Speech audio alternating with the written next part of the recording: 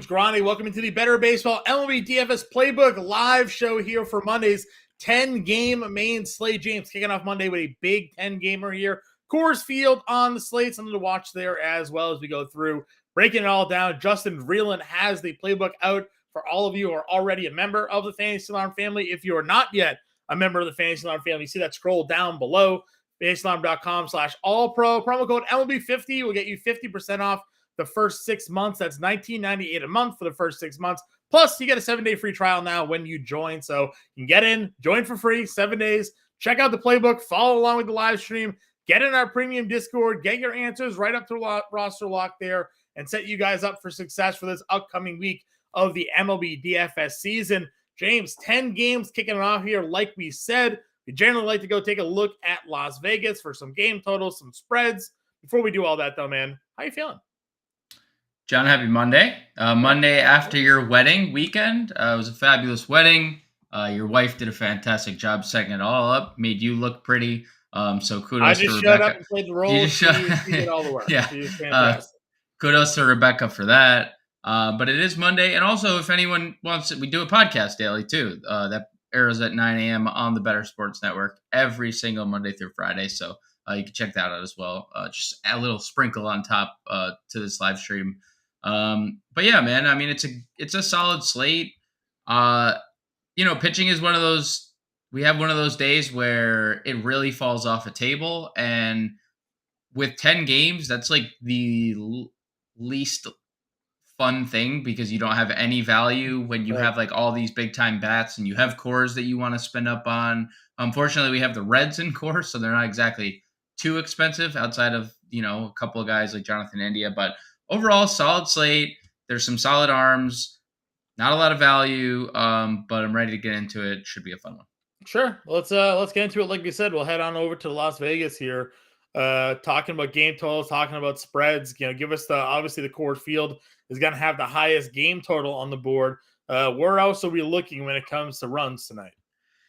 Yeah, so biggest favorite on the board tonight are the San Diego Padres. They're sending Michael Wacha to the mound to face the Kansas City Royals. And this is something you and I have talked about a lot lately, especially how the Royals have just looked better. So it's, surprising to see the line move towards San Diego. It opened at 192. It's now at 225, in some places minus 230 over on FanDuel Sportsbook. So really like San Diego. The money line there, 225 to 230. Same thing for Merrill Kelly. It's risen in his corner as well. He is going to Oakland to take a look and face off against the Oakland Athletics. Minus 210 to minus 220 anywhere, depending on where you look. Framber Valdez, also some money line movement in his favor. Minus 190 for Valdez. Minus 195 over on DraftKings. So some good odds on for him. And I think the most interesting thing of the day is when you and I recorded, Texas they had Dane Dunning slated to start. The odds have vastly shifted today. I don't think we've gotten anything from Texas. Not yet, no. So Bradford is pitching. So it's not, it's Cody Bradford. He is making his major league debut. Not in the player pool. Not in the player pool. So when that was learned, John, the odds shifted. It was minus 128 Atlanta, plus 118 Texas at home. It is now 165 in favor of Atlanta, plus 140 for Texas. Cody Bradford not in the top 100 in terms of the prospect ranking, but in 7 AAA starts at PCL, in the PCL, so AAA Round Rock for Texas, 0.91 ERA. Just throwing that out there. So toughest place to pitch in AAA, 0.91 ERA in 7 starts. So navigating the waters quite well. But, obviously that's why we've seen line movement there. Alek Manoah, sizable 155 favorite, but he's not even a top 30 prospect in their organization. No. No, he was terrible. I mean, if you look at the numbers, like last year, 5.01 ERA in Double A, and then this year there's just been He this. is a lefty, so He they is a got lefty. a minor league lefty coming in against Atlanta here tonight, which throws a lot more guys potentially uh, in our view here. 25-year-old Yep. as well, just made his AAA debut this season. To your point, um, insane numbers. Yep. So yeah, good to see. Quick riser. Graduated in 2019 up to the major leagues in about 4 years. So made their way through there pretty quick. So all right, good to see there. Anything else game total wise we should be looking at? Over unders, interestingly enough, Coors Field might be maybe the lowest Coors Field over under that we've had in maybe since like their opening weekend. Opened at 11.5. I see it at 11 in some places 10.5. So interesting nugget there. A lot of people betting the under in Coors Field. We have 10 runs implied in the Boston Seattle game. We have 9.5 implied in the Yankees Toronto game. Yankees are electing to go opener. We have two openers. Philly is also electing to go opener with Bailey Falter slated to start behind him. 9 runs in that game. So some line movement, some run movement. Two games with 10 runs implied or higher. So that's interesting as we head into the pitching position. Yeah. Just pulling quickly back to Bradford. Don't need to waste a ton of time. I went over to Fangraphs just to see if there's anything that was maybe sticking out there. 0.91 ERA, as you mentioned, he's got a 5.19 xFIP over there. They have a 206 batting average and balls in play against them, almost 3 walks per 9, a 92.5% strand rate, 32% ground ball rate. So I don't necessarily think those numbers will play up potentially No. up at the major league level. Not a big strikeout guy, only 8.3 strikeouts per 9. So generally, the major league level, if you're letting guys put bat on ball here, you're not going to be as lucky. But we've seen stranger things happen, of course. So let's get into it. Like we said here, if you're watching, you got any questions, type them in the chat. Get your questions there. James and I will break it down, answer them live on air for you all here. We'll start off at the pitcher position. Framber Valdez is your top price guy here. We call him the quality start god. He is fantastic over on FanDuel for those who play over on FanDuel because you get the points there for the quality starts here. Home against Chicago. We mentioned on the show this morning. The Cubs this year against lefties pretty decent. They do rank among the top 10 or so in a lot of offensive categories, but they also do strike out. So there's that little hitch to them against lefties. Yeah, Pablo Lopez up over 10K on the road against the Dodgers. George Kirby against Boston at 94. Freddie Peralta at 9K going up against St. Louis is your top 4 price starters here. James, if we're breaking it down, we're looking to pick someone from this tier. How are we going about it today? Yeah, I mean, I think it's Frambar number 1. I'm perfectly fine getting there, even though Chicago has been decent. They added a little wrinkle to the Cubs lineup today, John. Christopher Morel leading off. But it's not a good wrinkle because Morel's been good against righties during his short, stint, and maybe that works itself out and evens out throughout the course of his career. But Christopher Morel leading off, that's a lot of strikeout upside for 4 at bats. If we get 3 Ks for Framber there, so I like Framber. I like the strikeout upside as you mentioned. I mean, 4 of the last 5 starts, 7+, and he had the 12 last time out against an Angels offense that we typically like using against lefties, right? And that's just goes to show you how good Valdez really is. You can get to Lopez. He obviously is going to be lower owned than Valdez or other guys at this tier because the Dodgers offense is so potent. I mean, you look at their numbers against righties. It's like one guy after another just with elite number in ISO, elite number with WOBA. So, it's a really tough matchup. But Pablo Lopez, excluding back-to-back starts against, wait for it, the Royals and the Nationals, has had a lot of success this year. I mean, no other start other than those 2 he's allowed more than 2 earned runs. So yeah, sadly. So still even in those games though, 7 strikeouts against KC, 6 against Washington. He has had 6 or more strikeouts in every outing this year. So Pablo Lopez reliable there, still secondary to Valdez. Think he's secondary to Peralta too. And St. Louis is has been good in past years. And they woke up a little bit against the Red Sox the last series they just had. They did. Very good hitting environment in Fenway. Definitely not as good in Busch Stadium in St. Louis. Like that is not the Right. case as it is in Fenway.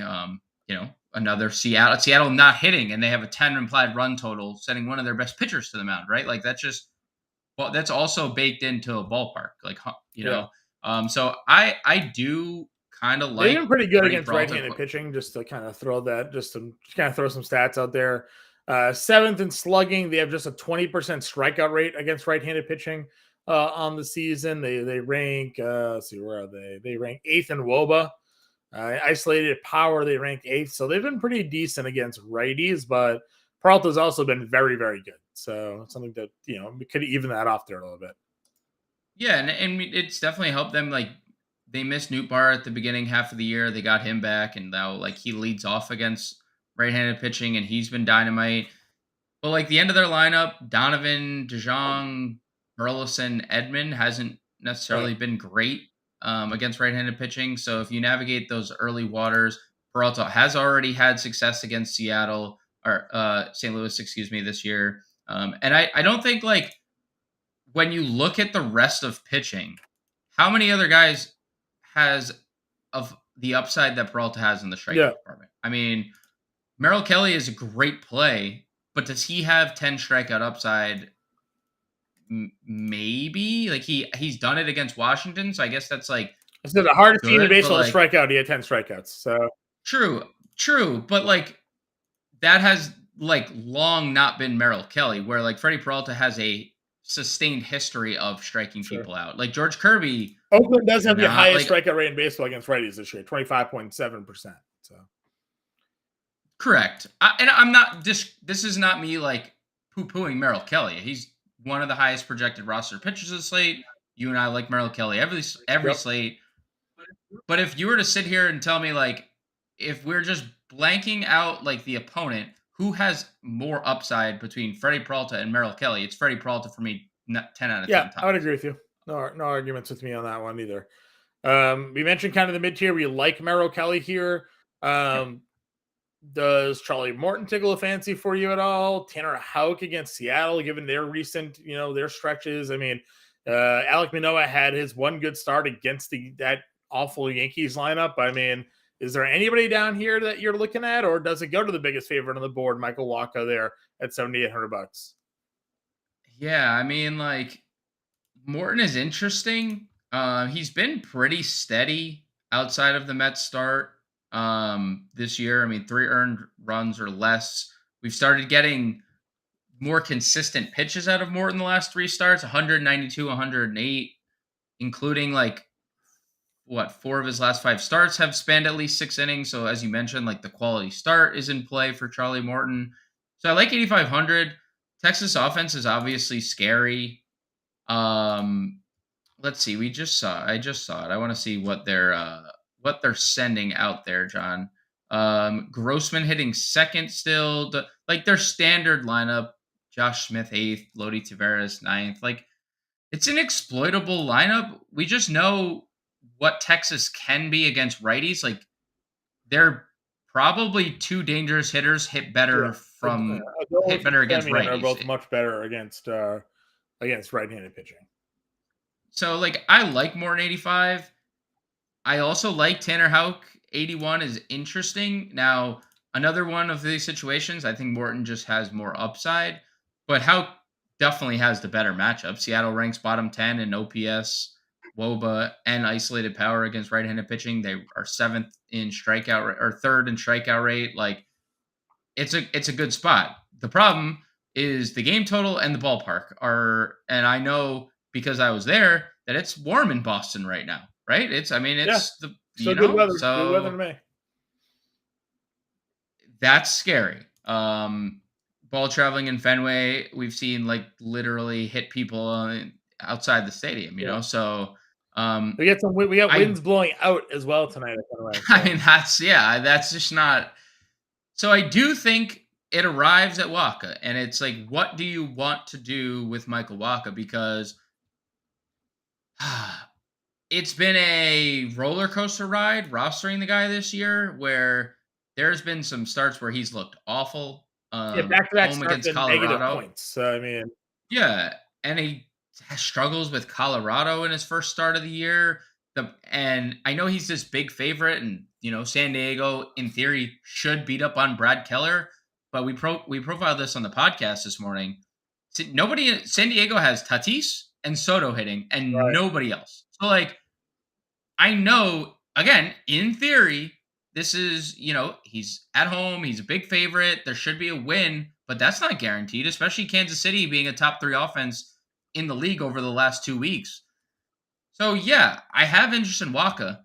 Conversely, I could see a scenario like Michael Waka being one of the highest rostered pitchers on the slate would make me want to use Royals more. And we've talked about this a lot, like just being contrarian against chalk pitchers that aren't good.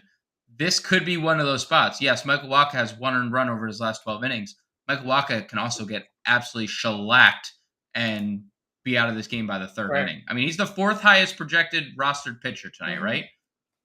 Higher than Freddie Peralta, Manoah, Flaherty. Like at this tier, if knowing that Michael Waka is the higher owned, and Jimmy Cordero is just opening for Johnny Brito tonight, Yeah, so I was don't gonna worry say, I about was just him. clicking to see what the note was on him. He's not someone he's not in there for a long time. He's in Well, there we for liked Toronto because of Brito. I was seeing if Brito was pulled or if he was going to come in as a bulk guy. yeah. He's gonna Yeah. follow Cordero.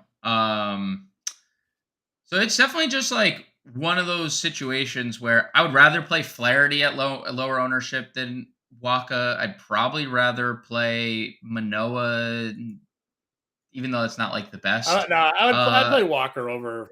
yeah, I guess, but the Flaherty thing is interesting because we know how up and down Milwaukee's offense can Yeah, but be. they do hit righties pretty well. They do hit righties good, but like Michael Waka gets crushed against lefties. The with Nick Prado hitting 350 this year, like Kansas City's offense is just now better built to hit Right. Waka. Like Yeah, it's not like they can't also hit righties well sure. at the same time All right, let's go to catcher here.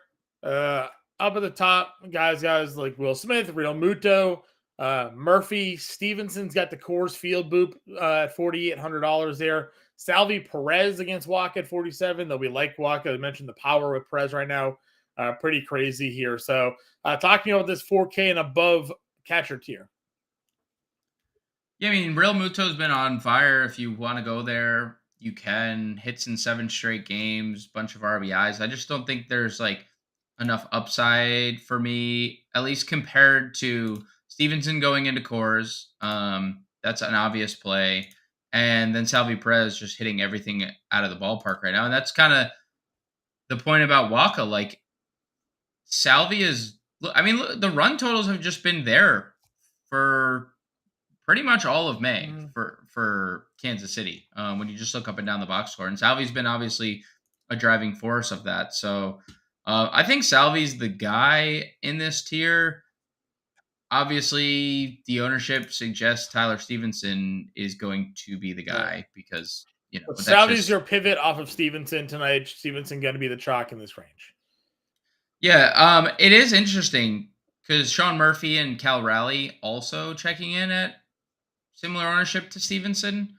I don't hate the Murphy thing because we just mentioned a lefty who Well, that's the thing, right? pitches to a lot of Yeah, it's a good contact. spot. It's definitely a good spot for him here tonight. Pricey though. You want to get to some of these other guys. 5K is a lot to spend on a catcher.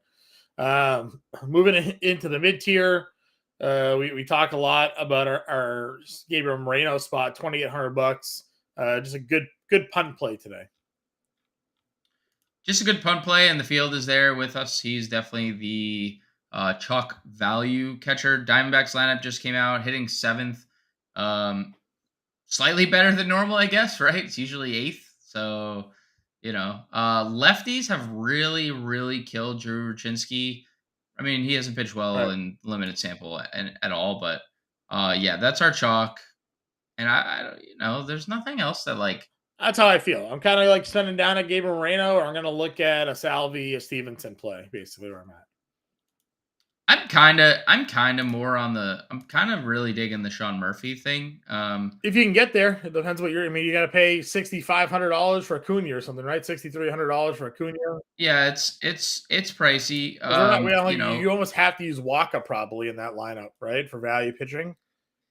Yeah, there's nothing else. I mean, the you're right. Like the only value looking catcher 5,000, Matt Olson 5,500, Albies 48, Riley 51, Arcia is 36, Harris is 35, Pilar is 28, and Marcell Right, is we'll probably 26. play. Yeah, I mean, I don't even know. Arcia, Osuna, 5 home sure, runs in his last sure, 10 games. Acuna, Like that's probably probably the where. guy. Yep. Yeah, it's probably there. But again, it's hard to go. Braves are way cheaper on FanDuel. Yeah, I mean that's definitely the advantage of having multi sites. We talk about this a lot. We preview DraftKings here. A lot of our base play on DraftKings, but if you play on FanDuel and you got FanDuel questions, we did a FanDuel show last Thursday. We did the FanDuel show. Thursday, yeah, when they had So the certainly not split opposed slate. to talking some FanDuel if you guys got questions. And we did notice doing that show. Some of the crazy pricing. The Toronto guys were pretty cheap then too. Like Springer was like mid 2Ks, and we're like, okay, yeah, that's fine. Because we like Toronto here today. If we move on over to first base, Vladimir Guerrero there at $5,800. We like them against Brito. I'm sure we'll like him against Cordero because Brito's coming in after. So for me, Vladdy was our cover of today's show. Remains to be our favorite first baseman. Yeah, there's nothing not to like about Vladdy against Brito, and he continues to hit. Springer and Riley are below 3K. I mean, yeah, that's what we figured. They're both that's crazy. So that's the one thing about FanDuel that I like is their pitching's also like generally expensive too, though. Yeah, it's incredibly expensive. Every pitcher's over 9K. They are very reactive to like latest like samples, and if you're not doing well, your price is depleting, and that's just not the case on DraftKings. You could be like 0 for 35, unless you're Chris Davis, where you're $600. You're gonna still be 5K if you've like had a history. They had Jose good, Iglesias at like $4,800, and he's not even in the league, right? Like they're just, yeah, DraftKings doesn't care. Yeah, Vladdy's a top dog. If you're playing a Brave stack, like obviously Matt Olson's someone who does hit lefties reasonably well. It's not scared away. Olson or Rizzo has been really good of late. Doesn't hurt with Aaron Judge hitting in front of you. Rizzo at home has been our play, right? So, sorry, Rizzo, right? It's in Toronto. They moved the fences in Toronto, so that's where I was kind of leading into that because we like him at home because of the short wall over there, and then Toronto moved in the wall to help their hitters, and so this could play for Rizzo up here today as well. So I like that. I agree. Pasquantino at 4,200. I know we're big Pasquantino fans here in this household here. James, the Moose is on the loose tonight. I know he's hitting cleanup today against Hunter Green. He's hitting. So I'm just throwing that out there. I could not believe I saw it. I meant to tag you in it, but the day gets away from me sometimes, and I just the live reaction to you seeing the Moose is on the list. Hitting cleanup now. Hunter Green, obviously a very tough spot to go against. A lot of strikeouts, but also if you've seen him before, very inefficient. Can't give up hits, can't give up runs. If you're stacking Colorado, it makes sense. The Moose is going to probably be playing a lot because CJ Cron's going on the IL. So probably going to see a lot of Moustakas here coming forward. We walked by Alec Boehm, but you get him against a lefty here at 4K, and Alex Wood could be a spot. Yeah. Oh, one half of the Power Play Boys, right? Is that the Power Play Boys is in our chat? Mark Pitts. Mark, what's going on? One half of the Power Play Boys. No faith in the Rockies today. No faith in the Rockies. I mean, it is interesting line movement though. And you know what? If we went back and looked at opening days on Coors, and I mentioned this to you whoever we had last time in Coors, it has like held true. I think it was Philly. Nobody scoring first night in Coors. Right. Line movement, a full run from 11.5 to 10.5. That's one of the lower totals we've had in Coors. So I don't disagree necessarily. Obviously I could, They're just get a not a sock good. shove in my They're just mouth not a good and lineup. yeah, they Like that's the thing. They're just it not a good lineup. In years past, they at least had like good players on their team, right? Like they have okay guys. Like Chris Bryant's okay. Her profile's fine, right? he's been better. But at Yeah, least he's in the been past, better. they And had like real all-star talent in the lineup. Nolan Arenado, Yeah, Nolan Arenado, Arenado, Tulowitzki, Carlos Gonzalez back in the day. You know, Blackman in his Blackman in his prime. prime. They had guys, Trevor Story, right? They had guys in their lineup that you're like, all right, sure, they can't hit it on the road, but you get them in course. They all have power to hit 30 home runs. Who's doing that in this lineup? Grichuk, their best player right now. Like, yeah, it's just a weaker lineup. So, I agree, Mark. Probably zero faith in the Rockies today. But you say that and they'll go win 10-6 today. So, yep, probably. We go further down. I know you've been on Noda a little bit. Lamonte Wade's going to at least get one at bat against Brogdon. So, assuming he's in the lineup, they may not, knowing that Bailey Falter is going to come into this game eventually. They may not even waste the start here with Wade, but a lot of power there. Kirilloff has been a big fan of ours, $2,800, and Prado also $2,800. I know we've been in on him as well. Yeah. So back to Moose. Sure. Just quickly, righties have been the worst split for Hunter Green. They've given him a lot of problems, hitting 329, lefties 210 against Hunter Green, 960 OPS for righties, 600 OPS for lefties. So keep that in mind. Colorado, 4 of the first 6 batters in their lineup lefty. So maybe we do like a little Hunter Green tonight, John. Just throwing that out there. Yes, on both the guys at 2,800 and Kirilloff and Prado. The good thing as well, if you want to play them both, you can because they're both outfield eligible. I'll throw one more name out there for you. Spencer Steer, $3,400 going into Coors Field. We've talked about like Connor Siebold being a relief pitcher for the Red Sox that is trying to be stretched out into a starter. Spencer Steer has been pretty good of late, especially in the power department. 3 home runs in his last 10 games, 3 doubles in that span as well, 6 extra base hits. 343 WOBA against righties, and Siebold has been equally bad against lefties and righty. 850 OPS allowed to both sides of the split. 363 WOBA allowed to righties as well. Spencer Steer hitting 4th. And the Reds got very interesting this evening with their lineup, with Matt McLain getting called up, top 100 prospect in baseball, hitting 2nd power speed. Like, the Reds are just your funnel for value, especially at the top of their lineup, because Jake Fraley is really cheap on DraftKings, 4,200.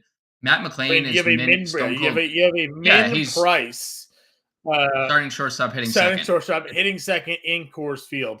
I know the DFS Mountain Lion will be absolutely thrilled to see the min price Coors play on today's slate. That's for sure. The other half of the Power Play Boys. So the other half of the Power Play Boys, the podcast title that they told me about on Saturday, no one else.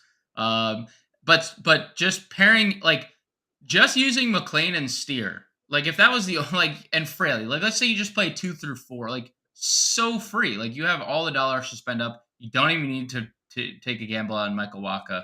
I really like Spencer Steer here hitting 4th. I'm with you there 100%. Let's go on over to second base. We mentioned the values there. Helps to get Jonathan India at $5,600. Jonathan India, as much as we love him, 56 is steep. Now he's cooled off a bit. He was he started to heat up. He had cooled off a bit. He's starting to heat up a little bit more. You look at his last 10 games, 361, 1,000 OPS, power, 2 homers, 3 stolen bases, 8 on the year now. It's good form for him to start rolling into Coors Field. Yeah, and the righty split has actually been better for him this year. 330 against righties, 387 WOBA. And the thing we love about Jonathan India the most, I would say, is his dual threat ability. 3 home runs is, fine. 12 doubles, but 8 stolen bases this year. So he's not like a 30 home run guy. He's a 20 max home run guy, probably. Right. I'm just saying, like, he can do both. Like he can, Yeah, you but you're know, getting the 1-2 hitters for Cincinnati tonight in cores at $7,600 combined, right? So right. ridiculous value there, especially when we talked about it. We like some other teams tonight as well to help you kind of sort of fit in some of that value here. So we'll see how that kind of plays out. If we're going off of India tonight, where's your next go down to? Is it as simple as we got Albies against a rookie lefty here at $4,800? Sure is. He's in third. I mean, look, this is dream. Like this is the problem too. Like I'm not saying I'm shifting off my Blue Jays, like our Blue Jays love and desire from this morning, but like Atlanta's in such a good spot, and I know Cody Bradford had been great at AAA and whatnot, but there had been no history suggesting that this was going to turn Right. around. You have already suggested that it's largely due to luck, and Five over when you're 5 xFIP and a 208 BAPIP against him at AAA tonight. So and like that's the luck he's getting that luck in the right. PCL. Like In case you were like wondering, the splits for Ozzy Albies against lefties, they're still real. 434 average, 830 slug, 1275 OPS. 5 of his 10 home runs have come against lefties in 50% of the at-bats. He's got 105 against righties, 5 homers, just 53 against lefties. And he has 10 extra base hits against lefties in those 53 at-bats compared to just 8 extra base hits and 105 against righties. So absolute monster against yep. left-handed pitching. Always has been, always will be. Sometimes I wonder, John, like I don't know if you've ever thought about this, but like switch hitting is cool and every kid wants to do it and Peter like you're Jones, like always taking like you're always like taking batting practice like, "Oh, I'm going to switch hit." And then you're like, "Oh, actually suck at this. Like I can only hit from." I wonder if if people like Ozzy Albies just hit from the right side, if they would just be infinitely better, right? Cuz like they're clearly like he is clearly better from the right side of the yeah. plate. And that has been since the first time he stepped into the box in the major league level. Like, I wonder if he's just better off, just, and I get it. It's like, oh, well, you can't match up against him. Well, like, what if he's just Yeah. always a 300 hitter if he just hits from the right side, I mean, yeah, he's hitting 220. He's hitting 171 against right-handed pitching. So he can't be any worse going righty versus righty. Some stats, just always something I've thought about when like there's just somebody who switch hits that is just You know why? infinitely You better know from why the they right do side it, of the right? plate. Money. Why? They get out. Yeah, of They're switch course. hitter in their contract. They get paid a little more. All right, moving down into that mid-tier range. Where are we? What's our next target here? I know Jorge Polanco's been bad, but there's been a little bit of positive regression coming his way. Hits in 4 of his last 5. He's been on base a whole bunch over that span. Noah Syndergaard's been dreadful against left-handed bats. So Jorge Polanco, 4,500, hitting 5th. Oh, I you like mean Syndergaard against lefties is bad, and we have Minnesota on the slate? Syndergaard. Syndergaard, Max yes, Kepler, it's an Kira, awful feeling. It's an Joey awful feeling. Gallo. Can't wait to lose. Couldn't We're be a gonna worse lose more feeling. money on Minnesota today. Couldn't be a worse feeling. I don't want Than to cover any more having slates in Minnesota. Minnesota because we just I always know. end up stacking them, and it just doesn't work out for us. Except for when we don't stack them and they score They have 27 runs in the runs. last 2 games. John gets married for a weekend, doesn't play MLB DFS, and they score 27 runs. Unbelievable. I mean, this is complete. Like they are telling us, looking at that number, it is screaming at us to not play Minnesota. It is screaming from the rooftops. Like our ticker on the bottom, instead of like, so we needed like an AI to come in and just tell us like, don't play Minnesota. Like every time we have Minnesota on the slate, or someone just yell at us, right? Like one half of the power play boys, like please be out there somewhere. So don't play. Listen, I get that Max Kepler's cheap, but like don't put him in your lineup. I know. Anyways, side tangent over here.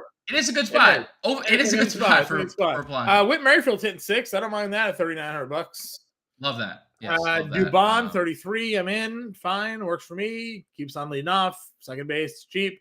Emmanuel Valdez, I'm fine with that too. If you're on Boston, $3,100. He's cheap. That plays. Where else are you looking here, sir? It's Michael Massey if you're punting, I think. We've talked about it a few times. Didn't do much the last few days, but he had a really nice stretch, 5-6 straight games of 7 or more fantasy points. He's 2,300. including a couple bombs over that span too. So Massey's a good little player. Michael Wacha has had his struggles against left-handed bats. Against lefties this year, 870 OPS, 372 WOBA allowed. So, if you land on Michael Massey, it's not the worst. If you land on Michael Massey, you also could be looking at a 0, and it wouldn't surprise me. Any So, Harold Castro interest? no, I know he's in the lineup, but like I said, lefties have not been the strong side, and I think Colorado just sometimes you can tell what teams look into analytics and what don't. Like the Braves hitting Ozzy Albies third against a lefty. I'm like, yeah, okay, they understand. Like, well, as Bryce Ozzy Harper Albies said, the Rockies are a loser franchise, right? that is exactly what he said for sure. But the Rockies have 4 of their top 6 hitters hitting lefty. Hunter Green has been dominant against lefties. Like sometimes you just because he's a righty doesn't mean you need to just stack lefties. Like that's not, if Kevin Cash was the manager, I guarantee you 6 of the first 7 batters would be righties. Because Kevin Cash, has the Joe Girardi binder present at all times. So I don't know. Probably not. I understand it. Probably not going to get there. Moving on over to the third base position here this evening. Devers, Chapman, and Riley are your top 3. As we mentioned now, Austin Riley hitting cleanup against a rookie, lefty, and Bradford here at $5,100. It felt like we were a little indifferent on where to go here on this slate this afternoon, or this morning rather, when we recorded. But it feels like that picture gets a little bit clearer with the Bradford starting now for Texas. Yes, it does. Austin Riley. I mean, dude, these numbers the Braves have against left-handed pitching this year are scary good. Riley hitting 4th, 289 ISO against lefties, 402 WOBA. Again, it's a pitcher that they haven't seen, so anything could happen. We've seen it, JP Franson out there do 5 shutout against right. With the third sickest mustache in the league. And I think if Bradford doesn't come in with a sick mustache, he's not as intimidating to these Braves, So I think Austin Riley is the guy. I think Chapman's a close second because Cordero. First off, Cordero has to throw strikes when he's out there. He is not the most reliable strike thrower that the Yankees have coming out of their bullpen. But Johnny Brito is absolutely horrendous against right-handed pitching, or right-handed hitters, rather, excuse me. So, Matt Chapman at home in a ballpark that doesn't hold baseballs very well against a guy that doesn't keep the ball. John, righties this year against Johnny Brito, 399 WOBA, 338 ISO against the lineup that just hits for power. It has a lot of righties in it. It has a lot of righties in Toronto so much. Right. So, yes, could Jimmy Cordero strike Matt Chapman out? And Corey Kluber struck him out 3 times a couple weeks ago. Correct. Shout out to the Klubot. Got lit up yesterday. That's fine. Got lit up. I'm shocked. But Austin Riley and Matt Chapman, I think, are the 2 guys here. You could always play Devers. I'm sure no one's going to play Devers, and has as much upside as anyone. We talk about the Padres. Machado's 47. I get it. He's been awful, but so is Brad Keller. So he is. Certainly you can throw some Machado in there. Senzel gets the Coors Field spot. You got him there. You got a very cheap Bregman, $4,200. Yep. Again, I know he stinks. He stinks. Very bad. He stinks.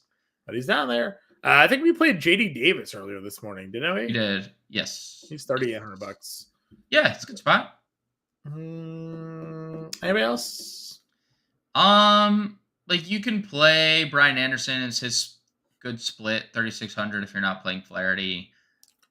You can play Michael Garcia is 2,500, but he's fallen off pretty quickly. Yeah, he has not been as good. Senzel I like, but he's also kind of slowed down, and he's been better against lefties. Let's see what do we got for ownership here at third. Okay, I just want to look.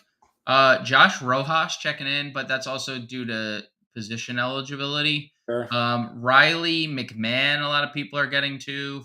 Machado, which I saw San Diego being one of the more popular teams of the day, and I just kind of like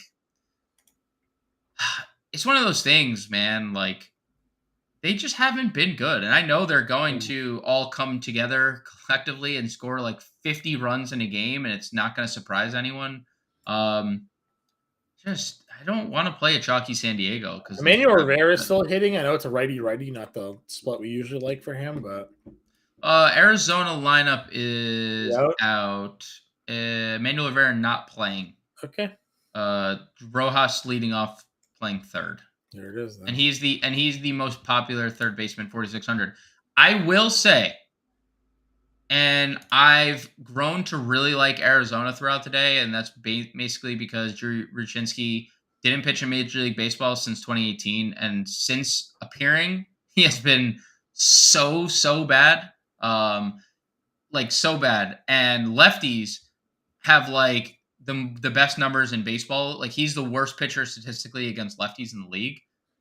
It's a very small sample. How does Oakland keep throwing this guy out here? It's so bad. Like we didn't mention Christian Walker. I know Christian Walker was ready, but like I would play him. Pavin Smith, man.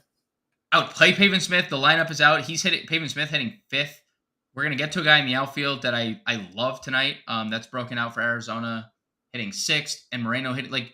There is a lot to like about Arizona. So I understand. Arizona understanding the analytics having 1, 2, 3, 4, 5, 6, 7 lefties in the lineup tonight. Like, I understand getting to Josh Rojas because he's dual eligible and he's leading off, and Gruchinski's been terrible against lefties. So I do get it. Not my favorite play, but if that's where you wanted to go, he's still like $400 too cheap, too expensive for me. I would say I think as the quote that you and I like to tweet about the NBA draft, he's $400 away from being He's $400 too expensive from being $400. That's fair. Correctly priced. That's fair. All right, value. Anybody else down here that we're looking at, or no? I think we went over Wilmer. Wilmer, because they're gonna bring Braley Falter in, and Wilmer's been good against lefties this year again. Okay. That's where you wanted to go. You dare. I saw that. I saw you flash. Look at him. I know look at the hits and the runs. Yeah, you guys should have seen John's wedding. There was a Kyle Farmer jersey hanging up in the venue. It was. I tried to get a jersey that was stapled on, sprayed on the cake, but I wasn't allowed. Yeah, true. I tried to replace the topper with the Kyle Farmer jersey. Shortstop here. So here's I guess the question, right? We are all in 100% Bo Bichette. Yep. But that was before we had a $2,000 Matt McClain. So I know. I almost feel like you have to play this dude, right? Hitting second at 2K in course. Like how do you not? This is crappy because we also like Schmidt here. Casey Schmidt exists in the world at $2,800. Like. John, it's a tough thing because the public. It's play Bichette, play Schmidt, play McClain, and move on. The public is with you, and I can't blame them. Everyone is playing McClain. How do you not? Everyone agreed, fully agree. It's a fantastic spot. He's 2K. He was absolutely destroying AAA. In power and speed, both double digits in both stolen bases and home runs.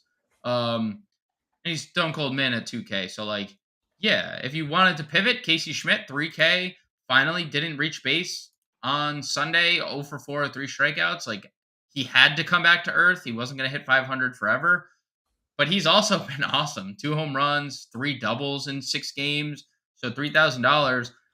Also, he's just floating around our auction league, James. I just picked him up this morning. Everybody's asleep at the wheel.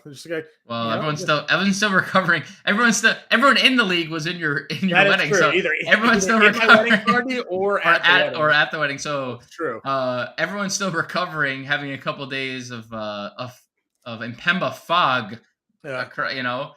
So by the way, this is our comment from last year, where no one played the Blue Jays, happening again today. So they were our favorite team going into the slate this morning. Right. There's just been obviously a lot of moving parts. moving Yeah. parts. So it's like a lot of people probably went into it like, all right, Toronto against Burrito today, lock me in. And then all of a sudden, this lefty kid gets called up to go from Texas. Like, oh, everybody on the Braves hits 480 against left-handed pitching. Now we go to Atlanta, but they're still core. It's like, no worries, we have a 2K shortstop. We'll get our exposure there. And it's like, no, hitting second.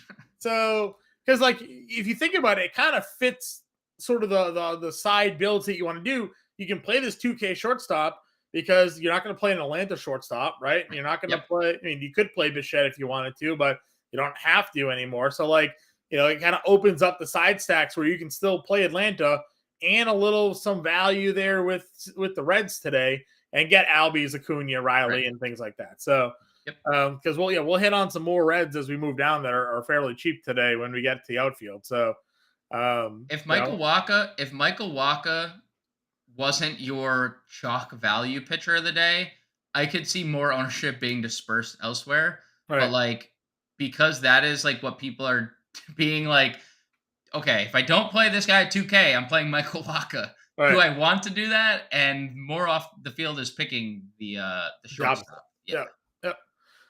Other shortstops here, just kind of giving a quick look again. RC is 3,600. You get the wraparound stack there. He was on fire before getting hurt. He's been called back up here and really just kind of picked up, where he's left off. He's been hitting the ball pretty well for them. Let's see. Anybody else? I mean, JP Crawford's leading off today. Not that He's also getting. Okay, just so for context, like 50% of shortstop ownership is going to McLean and Crawford. Yeah, I mean, listen, $2,900 leading off, and he's on fire, right? Hits in 10 straight. This looks like 1, 2, 3, 4, 5, 7 straight games he's got hits. So, and you mentioned the game total in Boston's pretty high, and people don't think much of Tanner Houck, though. I think he's probably a better reliever than a starter, but they have him starting. So you talked about it though on the podcast this morning. Like, he has beat up bad teams. Yeah. And is Seattle a bad team? No, they're 20-20. Like, they're still in their division, whatever. But they have been a bottom 10 offense all year. So there is, the worry for Houck that lefties have given him problems. 284 average, 850 OPS, 365 WOBA. But like, outside Crawford, it's Jared Kelenic, Cal Raleigh, and then Trammell Wong hitting 8-9, both hitting under 200 against righties. So some other numbers on Houck here. 50% ground ball rate on the season. Love that. Pretty strong. Love that. 5.26 ERA, but that's with a 3.64 expected ERA. He's got a 4.04 FIP, a 4.09 xFIP. So again, some numbers that kind of indicate that maybe he's getting a little bit unlucky here. A 4.39 Sierra. So ground balls. Now, the one worry I have here is his lowest strikeout rate of his career. Walks are still kind of floating around there, so maybe he can work himself up some more punch-outs, could be a bit more effective, but, this should definitely be a mid-tier spot for him. Agreed. And that's kind of like, I would rather probably take a shot on him than Michael Wacha, and that's not because we are like a Kansas City bred podcast here. Like, we have now we might as well have like the flag. We just might as well be wearing Royals jerseys every time we record or go live. But yeah, I'd rather take a shot on Hope than Michael Wacha for $300 more.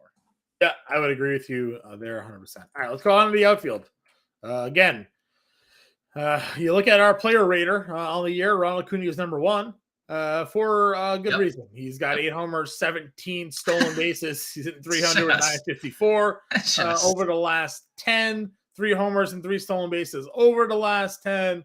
And we've always known that when it comes to his split stats, I mean, he hits everybody, right? But against lefties was always kind of an angle that we wanted to take with him. This year, again, really no different. 349, 558, 1,000 OPS against left-handed pitching. Instantly, if he wasn't already anyways the top play on the slate, like, it feels like he is just right there today. Dude, the Braves numbers against lefties are actually just hilarious. They are so hilarious. And Acuna is obviously atop that list. Yeah, I mean, getting cheaper. He was 6,500 the other day. And they're like, steal 2 bases, hit a home run the next day, and let's lower his price tag a couple $100. So yeah, I mean he's the top play in outfield, and then it's everybody else. Yep. I agree with you. So let's not waste too much time here. Corbin Carroll is the guy you alluded to earlier. $5,200. It actually wasn't. You said a lefty in Arizona. Yeah. Was it Corbin Carroll? Correct. Well, so I'm not saying that Corbin Carroll isn't a great play. Not the lefty in Arizona that I was talking like Alec Thomas. That was a tease. Nope. There is a third lefty outfielder for Arizona that we I don't will even get know to. who that. I haven't made my value play. Made my value play today. My value play article. Right, well, I'm excited to read that then. Let's go a little bit further down then. But I do love Corbin. Like, I do. When you alluded to lefty in Arizona, we'll get to later. I was like, he's talking about Corbin Carroll here. No, not so fast, my friend. Not so fast. All right. Castellanos hits the lefty spot here. I don't mind that. 4,900. I know better pitchers environment in San Francisco, but he's been hitting the ball pretty well. He really has. I still like Springer at 46. Varsho's at 46. Those are fine. I prefer Springer of the two, just because the righty splits for Johnny Brito. That's fine. Fraley and Friedel, right? Fraley is $4,200. Friedel on the IL, right? So Fraley at 42. Good value here for him against Seabold. Joey Gallo is leading off today. What are we doing? Yo, so this is second. So, dude, I hate it. I hate it here. Not the Better Sports Network, just here. The Better Sports Network is great. You can download the free Better Sports Network app right now on the iTunes and Google Play Store. You get all access to our on-demand contests. You got Bettercast. You got live on-demand shows. So, I mean, no better time than now to go download from the iTunes and Google Play Store that Better Sports Network app. Here is with me and you talking about the Twins again. That's where I hate, John. Not Fantasy Alarm, not Better Sports. Here, you, me, Twins. Like, we need to. That needs. It could be because my new wife is also a twin, so maybe I just have some sort of like, your new wife. Oh, she wasn't my wife 3 days ago. Yeah, put the old wife. Mark here, Kirilloff on Satan's team. Yeah, we can call Minnesota Satan's team. That's fine. They for our bank accounts. That is a fact, Mark. And Ozuna as a filler punt. We did mention Ozuna earlier. We'll get to him in a moment here. I do like that call as well. Grichuk's hitting 5th. Like it. Duran leading off tonight. Yes. He's getting the bump. It's funny how like he started off like scorching hot, and it was like, all right, we'll just move you to 6th. Like we could. And now he's like completely cooled off, and they're like, you know what? We'll get you jump started. Utilize that speed. Lourdes is hitting cleanup, but not a lefty. Let's see here. I guess the fourth outfielder. Story Ruiz hitting leadoff against. I don't mind that against Kelly, even though we like Kelly here tonight. Talked about Pavement Smith already, so I don't think. Fifth outfielder for Arizona. Larnach is there against on Satan's team, affectionately dubbed. Satan's team. I love it. I Mark, the Power Play Boy is definitely going to be brought to you by Better Sports Network. All right, tell me, spill the beans here. Who is our Arizona Diamondbacks outfielder? $2,400. Dominic Fletcher, hitting 6th this evening, has been a monster to start this since being called up. Hitting .429 in the year, hitting .438 everything we wanted over his last 10 games. Everything to a T. What the world, especially you couldn't find bigger fans of Jake McCarthy if you listened to our. He was good last year. He was not good this year. He was awfulish. Maybe maybe it's like what is the speaking of Twins, what is that Lindsay Lohan like? They switch Freaky Friday? Switch places. Maybe it's not that. Whatever show, like people, there's a movie or they switch bodies. Like maybe this is Jake McCarthy. Okay, yeah, Freaky Friday. I believe you. Maybe Dominic Fletcher and Jake McCarthy have switched bodies, and because Dominic Fletcher's been a beast against righties, 267 ISO, 539 WOBA. And I understand it's a small sample. 9% strikeout rate, not missing. 54% hard hit rate. Like, I'm in. 2,600 or $2,400 hitting sixth in a lineup. Pavin Smith hitting in front of him, lefty, as you just mentioned, in a good split. Gabriel Moreno, we love hitting behind him. Corbin Carroll is a few spots ahead of him. Like, there's a lot to like about Arizona tonight.